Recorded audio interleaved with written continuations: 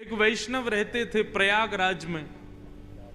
बहुत बड़े व्यापारी थे, बहुत धनवान थे, लेकिन उनके संतान नहीं थी। तो कहीं कथा में उन्होंने सुना कि भाई जिनको संतान नहीं वो ठाकुर जी को ही संतान मानो। आज मैं भी कह रहा था कथा में। तो उन्होंने उस बात पर इतना विश्वास किया कि वे घर आए और घर आकर के अपने ठाकुर जी को ही अपना पुत्र बना लिया और उसी दिन से सेवा प्रारंभ कर दी, इसी भाव से कि ये मेरे पुत्र हैं। और उनका नाम रख दिया कुंजो बेटा। क्या नाम रखा? कुंज बिहारी नाम था, इसलिए नाम रख दिया कुंजो बेटा। अब वो सेठ जी थे, बहुत व्यापारी, बड़े अच्छे धनवान थे। समाज के सब लोग उनके पास आया करते थे, सभा के बैठ के हालचाल सुनाया पूछा करते थे। एक बुजुर्ग ने उनसे कहा कि बोले सेठ जी, आपका इतना बड़ा व्यापार, इतनी जमीन जायदाद आपकी है, लेकिन आपके बाद कोई वारिस नहीं है आपका। बोले किसने कहा वारिस नहीं है? बोले कौन है वारिस?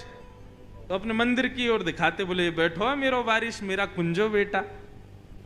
तो बड़े बुजुर्ग सब हंसने लग जाते, बोले कि आप भी ऐसे ही हो, बताओ किसकी बात में आ गए? भगवान किसी के बेटा होते हैं?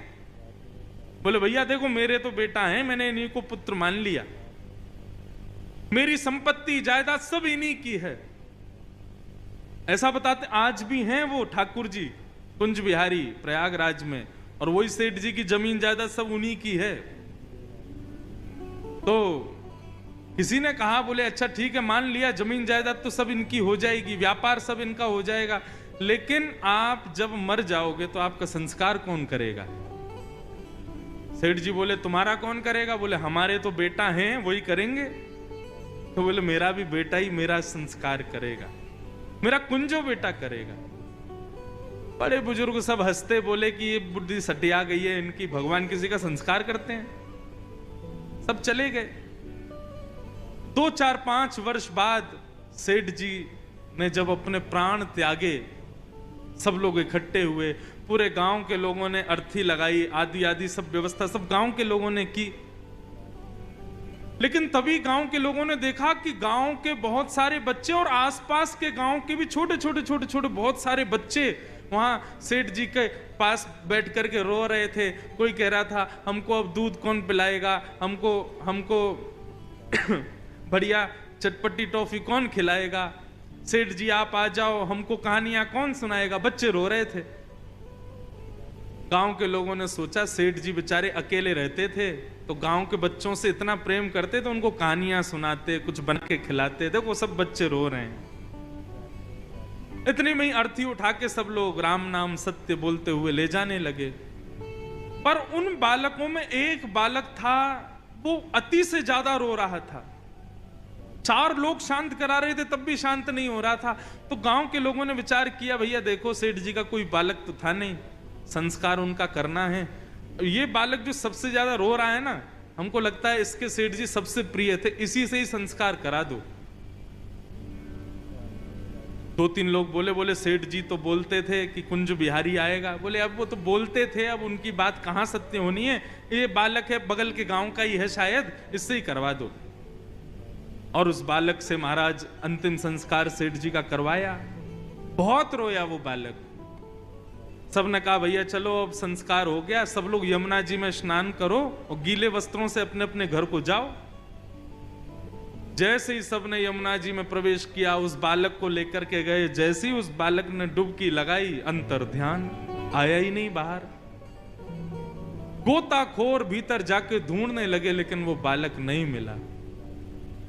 गांव के लोगों के हाथ पांव कांपने लगे, बोले कहीं कुंज बिहारी तो नहीं आए थे। अरे दौड़ के चलो सेठ जी के मंदिर में।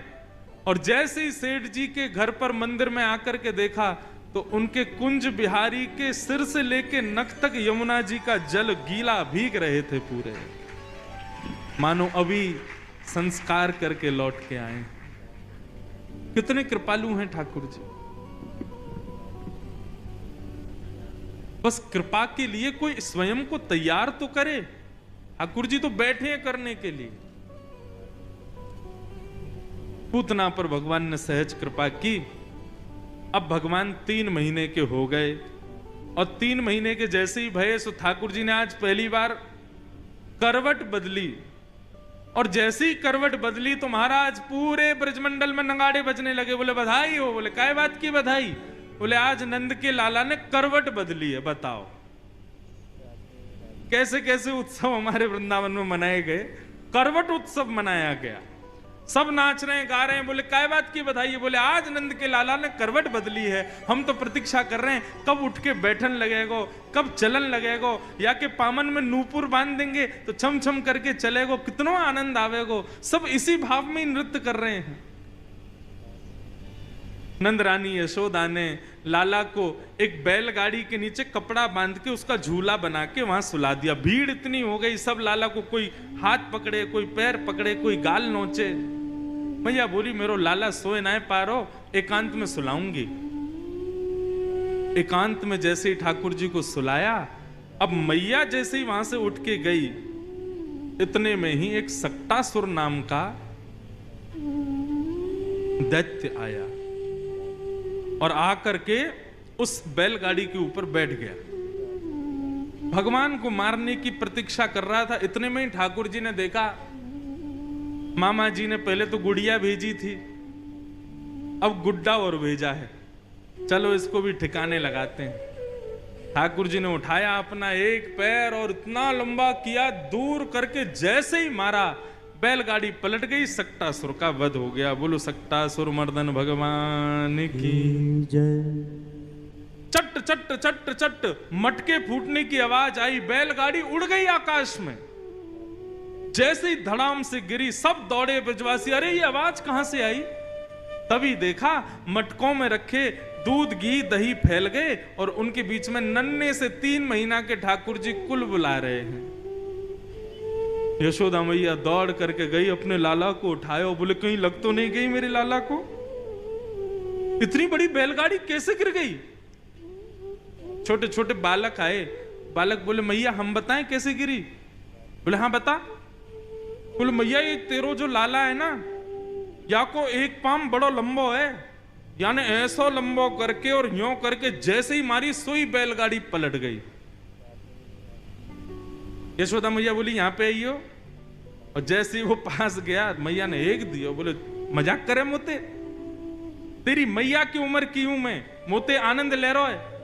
ब्रजभाषा समझ आ रही है? आ रही है ना? आज ब्रजभाषा ही चलन दो, कल तक आप भी बोलने लग जाओ। अरे बड़ी मीठी भाषा है आपकी, आपकी सिंधी भी तो अच्छी है ना। अब आप लोग हमारे सामने भी बोलते तो हम सुनते हैं।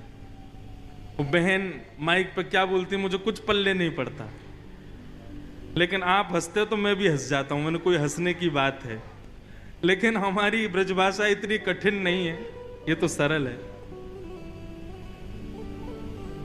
शुकाचार्य जी कहते हैं परीक्षित सावधान, बच्चे झूठ नहीं बोल रहे। अप्रेमयम बलम तस्य बालकस्य न ते विदु। वो बालक झूठ नहीं बोल रहे हैं, लेकिन मां का प्रेम ये स्वीकार नहीं कर रहा कि मेरा बेटा ऐसा कर सकता है। और मां का स्वभाव ऐसा ही होता है। बेटा कितना भी पूजनीय बन जाए, बेटा कितना भी योग्य बन जाए, बेटा कितना भी श्रेष्ठ बन जाए, मां को उसमें श्रेष्ठता का दर्शन नहीं होता। मां को तो तब भी वो अपना दूध पीता बालक ही लगता है। हमारी कथा दुनिया के लोग समझ जाते हैं, हमारी मैया को ना समझ में आवे। हमारी माता जी सुनती तो हैं कथा, लेकिन अब दुनिया इतने लोग कथा सुनते हैं, इतनी भीड़ आती है मिलने के लिए घर पे, लेकिन हमारी माता जी आज भी ऐसा ही व्यवहार करती हैं जैसे छोटे से बालक के साथ में हो। क्यों? यही तो मां का प्रेम है। और एक बात बताऊं, हमारे योगेश्वर कृष्ण वृंदावन से इतना प्रेम जो करते हैं, ब्रज से प्रेम जो करते हैं, वो केवल इसलिए क्योंकि ब्रजवासियों ने कभी उनको भगवान नहीं माना। अभी आगे कथा आएगी, गर्गाचार्य जी ने भगवान की कुंडली बना के कहा मैया आपका ये लाला नारायण है। तो यशोदा मैया ने ठाकुर जी का कान पकड़ लिया और जोर से मरोड़ के बोली, दोबारा बोलियो कौन है ये? बोले मैया भगवान है। बोले ऐसा भगवान होगा कहीं बाहर जाके, मेरो तो लाला है। और आइंदा कभी ऐसी बात कहियो मत कि ये भगवान है, जय जय है, नारायण है, ये सब, ये तो मेरो लाला है बस, और मेरो लाला ही रहेगो, ये कभी भगवान ना बनेगो। कभी कभी मन में भाव आता है शायद ठाकुर जी को इसीलिए वृंदावन से प्रेम है, क्योंकि हम ब्रजवासियों ने कभी उनको भगवान नहीं माना। आज कथा सुनना, इतनी बड़ी बड़ी लीला करेंगे ठाकुर जी, अरे कहां तक है, गिरिराज पर्वत उठा लेंगे अपनी इकन्नी उंगली पर, तब भी ब्रजवासी पता है क्या करेंगे, अपने बांस के डंडे लगाएंगे और कहेंगे लाला तू हाथ नीचे कर ले, थक गो होगो। भगवान बोले मैंने हाथ नीचे कर लिया तो ये आ जाएगा नीचे।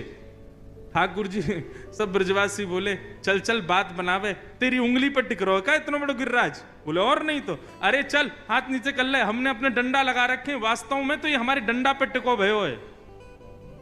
ठाकुर जी बोले आप बड़े भोले हो सब लोग, चलो संभालो मैं हटा रहा हूं उंगली। जैसे ही ठाकुर जी ने उंगली हटाई, चट चट चट चट चट चट सबके बांस बल्लियां सब टूटने लगी। अरे लाला संभाल संभाल संभाल। ठाकुर जी ने फिर से उंगली लगाई, सब अपनी टूटी हुई बांस बल्लियों को देखने लगे, बोले कि लाला तेरी उंगली पे? भगवान बोले हाँ। कैसे? बोले हम जय जय हैं, हम भगवान हैं।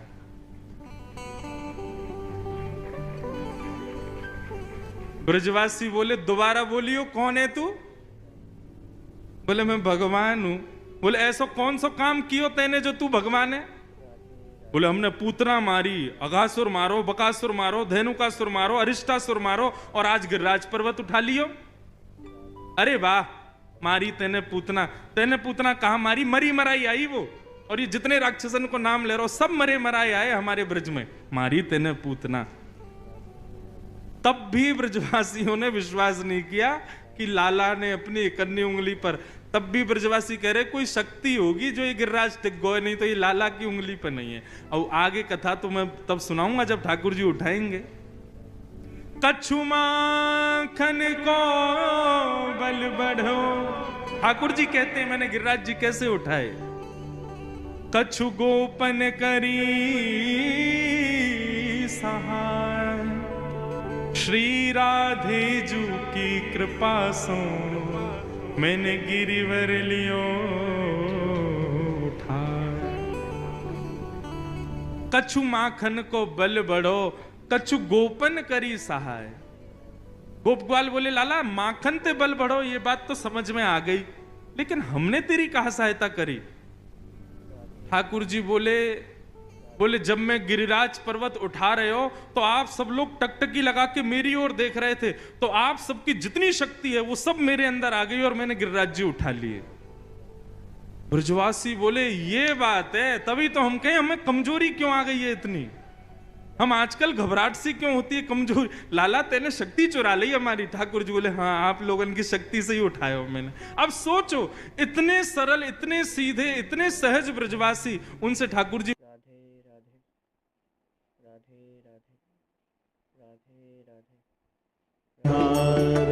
जहां सारे काम सीधे सीधे हो जाएं वो व्यवहार है, और जहां सीधे काम भी उल्टे हों वही प्रेम है।